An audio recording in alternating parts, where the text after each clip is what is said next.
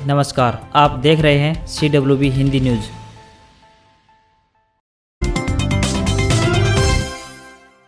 बरवाला के सतलोक आश्रम प्रकरण के दौरान ड्रग एवं कॉस्मेटिक एक्ट से जुड़े मामले में अदालत ने आश्रम संचालक रामपाल समेत 5 आरोपियों को बरी कर दिया है। इस मामले में आरोपी रामपाल व राजेंद्र फिलहाल कस्टडी में हैं, वहीं विजेंद्र व बलजीत जमानत पर थे। एक अन्य आरोपित ओम प्रकाश हुड्डा की मौत हो चुकी है। सतलोक आश्रम प्रकरण के दौरान स्वास्थ्य विभाग की टीम ने आश्रम में छानबीन की थी। इस दौरान टीम को आश्रम से प्रतिबंधित दवाइयां बरामद हुई थी। इस मामले में पुलिस ने आश्रम संचालक रामपाल व 4 अन्यों पर ड्रग एवं कॉस्मेटिक एक्ट के तहत केस दर्ज किया था। 11 अक्टूबर 2018 को हत्या के 2 मुकदमों में रामपाल समेत 22 को दोषी करार दिया गया था। इन्हें आजीवन कारावास की कैद हो चुकी है, जबकि देशद्रोह के मामले में अभी सुनवाई जारी है।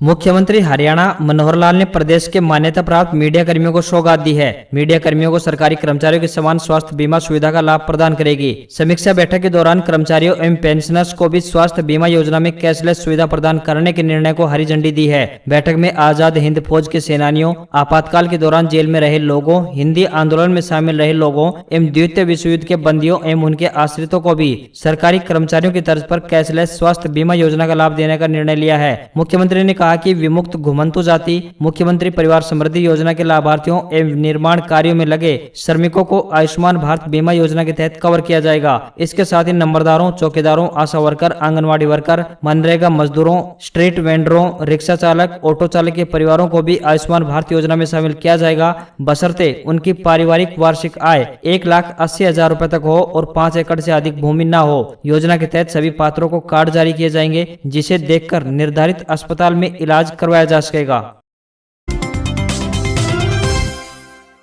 नीट की तैयारी करने वालों के लिए खुशखबरी है। पंजीकरण से वंचित विद्यार्थियों को राहत देते हुए शिक्षा विभाग ने सुपर 100 पर ऑनलाइन पंजीकरण करने के लिए 2 दिनों के लिए साइट खोल दी है। उक्त प्रतियोगिता परीक्षा में शामिल होने के इच्छुक विद्यार्थी सोमवार 26 जुलाई से लेकर 28 जुलाई तक ऑनलाइन पंजीकरण कर सकते हैं। शिक्षा विभाग ने इस बारे में सभी शिक्षा अधिकारियों को सूचित किया है। सूत्रों से मिली जानकारी के अनुसार शिक्षा विभाग ने ऐसे बच्चों को जिन्होंने हाल ही में 10वीं की परीक्षा उत्तीर्ण की है और 11वीं कक्षा में विज्ञान संकाय पढ़ रहे हैं, ऐसे विद्यार्थी के 2021 से 23 सत्र के लिए पात्र होंगे। पंजीकरण 28 जुलाई रात 12 बजे तक चलेगा। राज्यसभा सांसद दीपेंद्र हुड्डा सोमवार को किसानों के समर्थन में और केंद्र सरकार के 3 कृषि कानूनों के खिलाफ पूर्व कांग्रेस अध्यक्ष राहुल गांधी के साथ ट्रैक्टर से संसद भवन पहुंचे और विरोध प्रदर्शन किया। सांसद दीपेंद्र हुड्डा ने कहा कि ये ट्रैक्टर आने वाली क्रांति का प्रतीक कहलाएगा, किसानों पर हो रहे अत्याचार का अंजाम आने वाला वक्त बताएगा। उन्होंने आगे कहा कि जब तक सरकार किसानों की आवाज नहीं सुनेगी, संसद में और संसद के बाहर हमारी लड़ाई जारी रहेगी। सांसद दीपेंद्र हुड्डा ने सरकार को चेतावनी देते हुए कहा कि किसानों के मुद्दे पर चर्चा किए बिना संसद नहीं चलेगी। अगर संसद चलानी है तो सबसे पहले किसानों के मुद्दे पर चर्चा कराई जाए।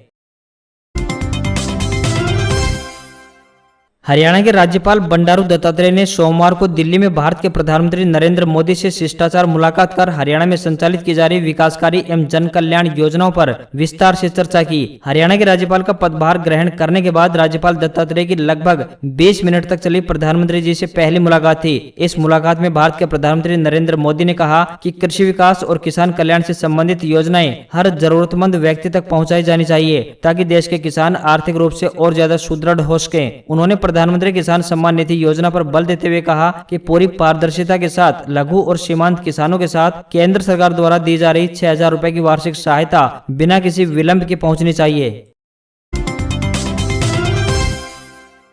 जहां खेलकूद के क्षेत्र में हरियाणा के युवाओं ने अमिट छाप छोड़ी है, वहीं पढ़ाई के क्षेत्र में भी हरियाणवी युवाओं ने धाक जमाना शुरू कर दिया है। हरियाणा के जिला चरखी दादरी के गांव समसपुर निवासी जितेंद्र फोगाट उर्फ जीतू को गूगल ने 1,80,00,000 रुपए प्रति वर्ष के पैकेज के साथ नौकरी दी है। गाँव समसपुर निवासी जितेंद्र की प्रारंभिक शिक्षा चरखी दादरी के केन स्कूल से हुई है। उसके बाद लिंगायत यूनिवर्सिटी से इलेक्ट्रॉनिक्स एंड कम्युनिकेशन में बीटेक की इन्फोसिस कंपनी में चंडीगढ़ ऑफिस में कुछ समय तक सेवाएं दी। बाद में यूनिवर्सिटी ऑफ टेक्सास में उच्च शिक्षा के लिए यूएस चला गया। जितेंद्र ने बताया कि उसका सपना गूगल में जाने का था। इसके लिए उसने 7 से 8 घंटे प्रतिदिन कठोर परिश्रम किया, इंटरव्यू की तैयारी की, क्योंकि गूगल में 0.2% ही सफलता की दर होती है। मैंने लगभग 7 महीने की तैयारी के बाद अप्लाई किया तो मैं बहुत खुश और उत्साहित हूँ कि मेरा चयन गूगल में हो गया है। जितेंद्र ने आगे बताया कि मैं अपने क्षेत्र के बच्चों के मार्गदर्शन के लिए हमेशा तत्पर उनके लिए उपलब्ध रहूंगा।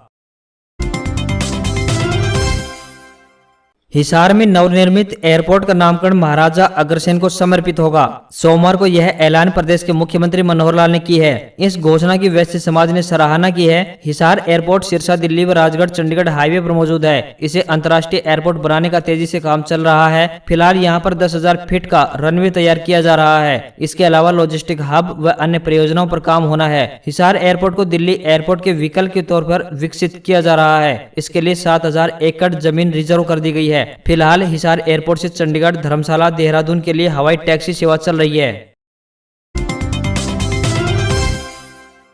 दुनिया में कोरोना की तीसरी लहर में इंडोनेशिया नए मामलों का एपीसेंटर बना हुआ है। यहां पर रोजाना 40,000 से ज्यादा मामले सामने आ रहे हैं। रविवार को भी इंडोनेशिया में 45,416 नए केस सामने आए, तो वहीं 1415 मौतें दर्ज की गई। यह दुनिया में सबसे ज्यादा रहा। यहां इस महामारी से अब तक कुल 83,279 मौतें हुई हैं। तो वहीं इंडोनेशिया के डॉक्टरों के मुताबिक इस महामारी के चलते देश में बड़ी संख्या में बच्चों की मौत हुई है। अब तक देश में कोरोना से जान गंवाने वाले कुल लोगों में 12.5% बच्चे शामिल हैं। इनमें से अधिकतर की मौत तीसरी लहर में ही हुई है और कई बच्चे 5 साल से कम उम्र के थे। दुनिया में कोरोना के एक्टिव केस 1,37,00,000 हैं, तो वहीं मरने वालों की कुल संख्या 41,68,000 को पार कर गई है। नॉर्वे के आसमान में रविवार को एक बड़ा उल्कापिंड दिखाई दिया। लोगों को आसमान में इस उल्कापिंड की गड़गड़ाहट सुनाई दी और रोशनी भी नजर आई। एक्सपर्ट का कहना है कि हो सकता है कि इसका कुछ हिस्सा राजधानी ओस्लो के करीब गिरा हो। हालांकि अभी तक किसी तरह के नुकसान की कोई खबर अभी तक सामने नहीं आई है। उल्कापिंड दिखने की खबरें दिन में करीब 1 बजे ट्रोंडहेम शहर से आनी शुरू हुई थी। होलमेस्ट्रेंड कस्बे में लगे एक वेब कैमरे ने आसमान से गिरते फायरबॉल को कैप्चर किया था। शुरुआती जांच में यह सामने आया है कि उल्कापिंड ओस्लो से 60 किलोमीटर दूर फिनेमार्का के जंगली इलाके में गिरा होगा। उल्कापिंड नेटवर्क के मार्टिन बिलेट, जिन्होंने उल्कापिंड को गिरते देखा, उन्होंने बताया कि कल रात मंगल और बृहस्पति के बीच से एक बड़ी चट्टान के गुजरने का अनुमान था। हो सकता है कि उसी का कोई टुकड़ा हो। 1 अगस्त से बैंक से होने वाले आपके कई लेन देन रविवार और छुट्टियों के दिन भी हो सकेंगे। आरबीआई ने नेशनल ऑटोमेटेड क्लियरिंग हाउस यानी NACH सिस्टम को 7 दिन चालू रखने का फैसला लिया है। यानी अब आपको अपनी सैलरी या फिर पेंशन के लिए शनिवार और रविवार यानी वीकेंड के गुजरने का इंतजार नहीं करना होगा। इसके अलावा छुट्टी वाले दिन आपके अकाउंट से किस्त भी कटेगी। यानी 1 अगस्त से सैलरी, पेंशन और EMI पेमेंट जैसे जरूरी ट्रांजेक्शन के लिए अब वर्किंग डेज का इंतजार नहीं करना होगा। इस नई सुविधा के शुरू होने के बाद रविवार या छुट्टी वाले दिन भी कर्मचारियों के बैंक खाते में सैलरी जमा हो सकेगी। इसके अलावा आपके खाते से अपने आप होने वाले सभी प्रकार के भुगतान भी रविवार या फिर छुट्टी वाले दिन हो सकेंगे। ब्रिटेन की एक अदालत ने सोमवार को भगोड़े कारोबारी विजय माल्या को दिवालिया घोषित कर दिया है। इस नए आदेश के साथ ही भारतीय बैंक अब विजय माल्या की दुनिया भर की संपत्तियों को आसानी से जब्त कर सकेंगे। आपको यहां बता दें कि विजय माल्या के खिलाफ भारतीय स्टेट बैंक यानी SBI के नेतृत्व में भारतीय बैंकों के एक संघ ने ब्रिटिश कोर्ट में याचिका दाखिल की थी। मुख्य दिवाला और कंपनी कोर्ट यानी ICC के जज माइकल ब्रिक्स ने हाईकोर्ट के चांसरी डिवीजन में वर्चुअल हियरिंग की। उन्होंने फैसले में कहा कि मैं डॉक्टर विजय माल्या को दिवालिया घोषित करता हूं। माल्या के पास लंदन हाईकोर्ट के फैसले के खिलाफ अपील करने का अब कोई मौका नहीं बचा है। माल्या ने 2 मार्च 2016 में भारत छोड़ दिया था। IIT, NIT व IIIT जैसे इंजीनियरिंग संस्थानों में एडमिशन के लिए JEE एडवांस 2021 की तारीख की घोषणा कर दी गई है। केंद्रीय शिक्षा मंत्री धर्मेंद्र प्रधान ने अपने ट्विटर हैंडल के माध्यम से यह जानकारी दी। धर्मेंद्र प्रधान ने ट्वीट कर कहा कि इस परीक्षा का आयोजन 3 अक्टूबर 2021 को कोरोना के प्रोटोकॉल्स का पालन करते हुए किया जाएगा।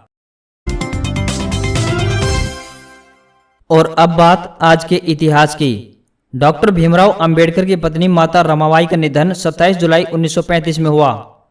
दक्षिण अफ्रीका के पूर्व टेस्ट क्रिकेटर और अब तक के सबसे धमाकेदार फील्डर जॉन टी रोड्स का जन्म 27 जुलाई 1969 में हुआ था। प्रसिद्ध अभिनेता फिल्म शोले के गब्बर अमजद खान का निधन 27 जुलाई 1992 में हुआ था।